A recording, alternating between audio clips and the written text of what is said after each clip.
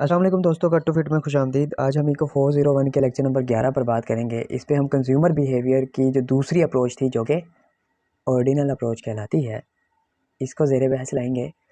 पहली अप्रोच हमने पहले 2 लेक्चरों में 9वें और 10वें में देख ली, जो कि कार्डिनल अप्रोच थी।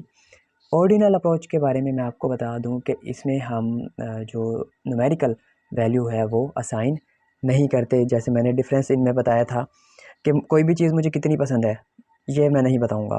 इसमें हम चूज़ करते हैं 2 या 2 से ज़्यादा चीज़ों के पूरे पूरे पैकेज को या बंडल को। हमें ये मुंतखब करना होता है कि कौन सा बंडल हमारे लिए अच्छा है, हमारी तबीयत के लिहाज से अच्छा रहेगा, या मुझे ये चीज़ें चाहिए है। एमसीक्यूज़ के हवाले से बहुत बार पूछा गया है कि इंडिफरेंस कर्व अप्रोच जो है वो ऑर्डिनल अप्रोच कहलाती है, तो ये आपने याद रखना है। मैंने बता दिया ऑर्डिनल अप्रोच क्या है। उसके बाद हम देखते हैं इंडिफरेंस कर्व क्या है। Indifference curve is a line which charts out all the different points on which the consumer is indifferent with respect to utility he drives. In other words, it is the combination of all equi-utility point. equi-utility point हमने lecture number 9 में भी बात की कि हम मुख्तलिफ bundle select कर रहे होते हैं, मुख्तलिफ पैकेजेस कि 2 या 2 से ज़्यादा चीज़ों में हमने अगर मुंतखब करना हो तो इक्वी यूटिलिटी का जो प्रिंसिपल है हम वो इस्तेमाल कर रहे होते हैं। तो इन डिफरेंस कर्व के डिफरेंट पॉइंट हमें बता रहे होते हैं कि इस पॉइंट पे मुझे ये चीज़ें देनी पड़ेंगी और ये चीज़ें हासिल होंगी मुझे। मतलब कहने का ये है, मैं आपको मिसाल से बताऊं कि अगर मुझे 5 सेब और 5 माल्टे मुंतखब करने हैं तो इन डिफरेंस कर्व के मुख्तलिफ पॉइंट पे मुझे बता रहे होंगे कि मैं या तो 7 सेब पिक कर लो और 3 माल्टे, 7 माल्टे 3 सेब, तो ये डिफरेंट पॉइंट पे ये वैल्यूज़ या ये बंडल्स बन जाएंगे, तो ये हमें बता रहे होंगे। एमसीक्यूज़ है बहुत important. Indifference curve are bound in towards the origin. Indifference curve का मैंने बता दिया आपको। अब इंडिफरेंस कर्व से मैं आपको बताता हूँ, ये चूँकि हमें बता रही होती है कि 2 चीज़ों में से मैंने कौन सा पैकेज इस्तेमाल करना है, यानी 7 सेब वाला या 7 माल्टे वाला, 3 सेब वाला 3 माल्टे वाला, तो ये पैकेजेस बता रहे होते हैं। अब ये जो कर्व बनेगी ये 2 गुड्स के दरमियान बनेगी, यानी पहले हम जो कर्व देखते आ रहे हैं उसमें यहाँ पर प्राइस होता था और यहाँ पे क्वांटिटी होती थी, लेकिन ये 2 चीज़ों के दरमियान है, तो ये 2 इसका जो ग्राफ बनेगा वो गुड वाई और गुड एक्स के हवाले से बनेगा। अब ये देखिए, इसमें मुख्तलिफ पॉइंट्स हमें ये बताएंगे कि ये चीज़ मुझे सेलेक्ट करनी चाहिए। जैसे इस पॉइंट पे मुझे ये बता रहा है कि इस गुड की जो वाई के हिसाब से गुड एक्स में ख़रीदूँगा वो इतनी होगी, लेकिन इस पॉइंट पे मुझे बता रहा है कि जो गुड वाई है वो थोड़ी ख़रीदूँगा, गुड वाई ज़्यादा ख़रीदूँगा और गुड एक्स थोड़ी ख़रीदूँगा। देखें, गुड एक्स का सिर्फ इतना सा है, जबकि गुड वाई जो है वो इतनी ज़्यादा ख़रीदूँगा मैं। ठीक है, तो ये मुख्तलिफ पैकेजेस बता रहे हैं। अब गुड वाई और गुड एक्स में आप कोई भी चीज़ हो सकती है आपकी। अच्छा, यहाँ इस पॉइंट पे अगर मैं ड्रा करूँ तो ये देखें, ये ऐसे आ जाएगी, यहाँ टच हुई और ये नीचे। तो यहाँ पर क्या हुआ, यहाँ पर जो गुड वाई है वो थोड़ी सी है, जबकि गुड एक्स जो है वो ज़्यादा से ज़्यादा है। मतलब ये मुख्तलिफ बंडल बता रही होती है कि ये चीज़ें मैं ख़रीद सकता हूँ और ये पैकेज में है, ये मेरे लिए मुनासिब पैकेज है, ये नहीं। उसकी वजह अब मैं आपको ये बताऊं कि इंडिफरेंस कर्व जो है ये बाउंड इन होती है। जैसे मैंने बताया एमसीक्यूज़ हवाले से बहुत अहम है। बाउंड इन होने से मुराद ये है कि ये देखें, हमने जो डिमांड की कर्व पढ़ी थी वो बिल्कुल ऐसे स्ट्रेट लाइन आती थी ना, ये तो स्ट्रेट नहीं बनी खैर, लेकिन ऐसी स्ट्रेट लाइन थी। मगर ये देखिए, ये थोड़ी सी बाउंड इन है, अंदर की तरफ झुकी हुई है, ये अंदर की तरफ थोड़ी सी झुकी हुई है ऐसे। तो उसकी वजह क्या है? 3 चीज़ें होती हैं मेरे पास। एक तो परफेक्ट कंप्लीमेंट होती है, सब्स्टिट्यूट होती है, और एक चीज़ होती है जो ना सब्स्टिट्यूट होती है और ना कंप्लीमेंट होती है। अब उसके लिए ये है, अब मैं इसकी मिसाल दूं, जैसे सेब और माल्टे हैं, एक दूसरे के कंप्लीमेंट नहीं है, सब्स्टिट्यूट भी नहीं है। तो इन हवालों से अगर कोई ऐसी चीज़ें हैं तो इस वजह से ये जो है ना, ये इंडिफरेंस कर्व बाउंड इन होती है। अब एक तो ये हो गई बात। दूसरी बात है परफेक्ट कंप्लीमेंट की और सब्स्टिट्यूट की, वो कैसे होगी वो भी बात करते हैं। लेकिन यहाँ पे कुछ इसने इस कर्व के बारे में बताया है। Marginal rate of substitution, the average slope of indifference curve between any 2 point is given by the change in the quantity of good Y divided by the change in the quantity of good X. मतलब कहने का यही है कि एक चीज़ अगर मैं की वैल्यू बढ़ रही है गुड वाई की तो दूसरी कम होगी। सब्स्टिट्यूट का यही मतलब होता है ना। और स्लोप इंडिफरेंस कर्व का कैसे हासिल होगा या एवरेज स्लोप कैसे होगा, marginal utility of X divided by marginal utility of Y, इससे होगा। या एक्स गुड को या वाई गुड को एक्स से डिवाइड कर देंगे तो ये मार्जिनल रेट ऑफ सब्स्टिट्यूट आ जाएगा। MRS states how much unit of a good you have to give up in order to get an added unit of a good। वही सादा सी बात है कि मुझे 7 सेब खरीदने हैं तो 3 पे या 2 माल्ट गिव अप करने पड़ेंगे। 5 की पहले वैल्यू 5 का था, दूसरा 7 का, तो 7 का पैकेज अगर मैंने चूज़ करना है तो 2 माल्टें मुझे कोई देनी पड़ेगी, तो जो है वो हासिल। तो यही बता रहे कि अगर आपने लेनी है तो उसके लिए दूसरी गिव अप करनी पड़ेगी। Marginal rate of substitute is equal to ratio of marginality of x to marginality of y. d over dx is equal to d marginal utility of x divided by marginality of y, और ये क्या कहलाता है, marginal substitute। The indifference curve for perfect substitute is a line while it is L-shaped for perfect complement। ऐसा क्यों होता है कि perfect substitute के लिए straight line हो के complement के लिए L shape क्यों होती है, मैं बताता हूँ आपको। सब्स्टिट्यूट का मैं आपको बता दूं सबसे पहले कि सब्स्टिट्यूट ऐसी चीज़ें हैं जो अगर एक चीज़ महंगी हो गई और जगह मैं दूसरे इस्तेमाल कर हूँ, जैसे बटर की जगह मार्च इस्तेमाल कर सकता हूँ, घी की जगह मैं तेल इस्तेमाल कर सकता हूँ, तो ये एक सब्स्टिट्यूट है। अब सब्स्टिट्यूट में ये होता है कि एक चीज़ ले ली मैंने और तो दूसरी चीज़ जो है क्या किया, अगर एक चीज़ में नहीं ले रहा तो दूसरी चीज़ में ले लूँगा। आसानी के लिए मैं लिख देता हूँ ऑयल और घी। घी पहले मैं ले रहा था 15 पैकेट और ऑयल के ले रहा था मैं 5 पैकेट। देखें ये हमें इंडिफरेंस कर्व जो है हमें बंडल्स बता रही होती है। तो यहाँ पे 2 चीज़ों के कम्बिनेशन आ गए, बंडल्स आ गए। तो पहले मैं घी के 15 पैकेट ले रहा था, अब मैं 5 पैकेट ले रहा हूँ और 5 पैकेट ले रहा था ऑयल के। तो दूसरा बंडल मेरा क्या बन सकता है सब्स्टिट्यूट के लिए, क्योंकि घी और ऑयल एक दूसरे के सब्स्टिट्यूट है, 10 और 10 का बन सकता है। 5 घी के कर लूँ, 15 कर लो, उसके दरमियान इनके दरमियान में भी ये यहाँ पे काफ़ी बंडल्स बन सकते हैं, काफ़ी पैकेज बन सकते हैं, जो जैसे आपका दिल करे। सब्स्टिट्यूट में ये स्ट्रेट लाइन होती है, उसकी वजह भी यही है क्योंकि एक चीज़ अगर मैं गिव अप कर रहा हूँ तो उसके मुकाबले में बिल्कुल वैसी ही दूसरी चीज़ मेरे पास अवेलेबल है, मैं वो ले लूँगा। इसके मुकाबले में एक और चीज़ होती है कम्प्लीमेंट। कम्प्लीमेंट ऐसी चीज़ें होती है जो एक दूसरे के साथ चलती है, एक दूसरे के लिए ज़रूरी होती है।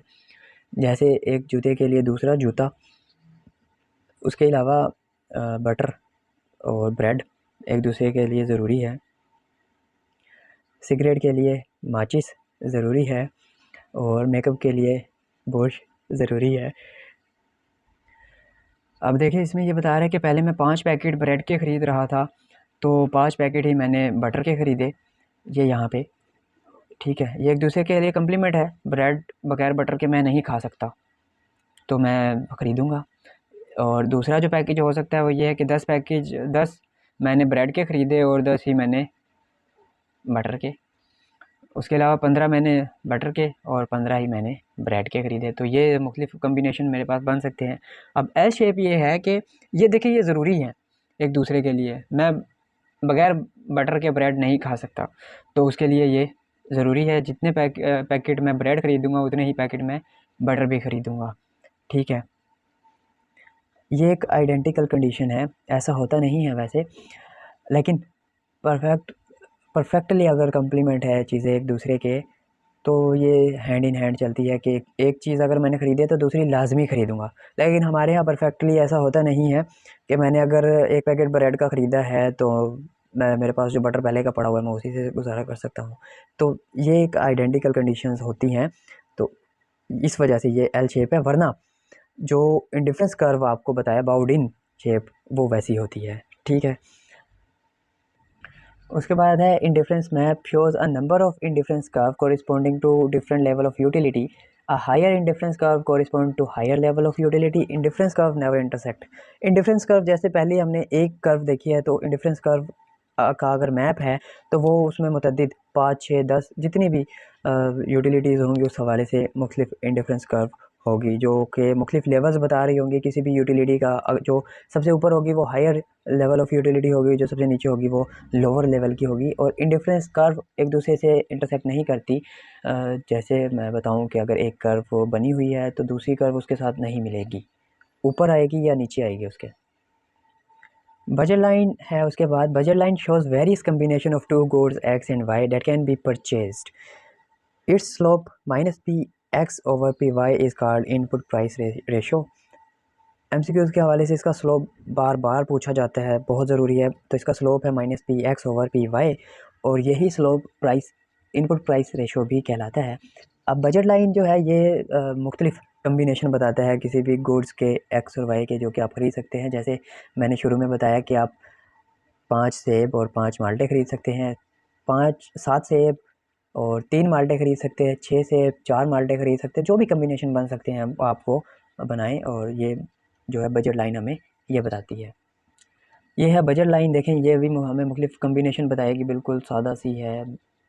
ये यहाँ पे ये गुड वाई इतनी होगी जबकि गुड एक्स इतनी होगी, तो यहाँ पर गुड वाई ज़्यादा ख़रीदूँगा मैं, कुछ भी हो सकती है माल्टे सेब। और यहाँ पे ये गुड एक्स जो है वो ज़्यादा है जबकि गुड वाई थोड़ी है। तो हमें ये चीज़ ये मेजर करना होता है। ये कम है वर्टिकल डिस्टेंस, हमें गुड वाई का बताएगा कि गुड वाई इतनी खरीदी गई है, जबकि हॉरिजॉन्टल डिस्टेंस हमें बताएगा गुड एक्स का कि गुड एक्स इतनी तादाद में खरीदी गई है। तो देखिए हॉरिजॉन्टल डिस्टेंस ज़्यादा है, मतलब गुड एक्स यहाँ पे ज़्यादा खरीदी गई है, गुड वाई कम, और यहाँ पे गुड वाई ज़्यादा खरीदी गई है जबकि गुड एक्स कम खरीदी गई है। तो ये हमें बताता है। अब बजट लाइन और indifference curve for perfectly substitute ये बिल्कुल सेम होती हैं, ये याद रखिएगा।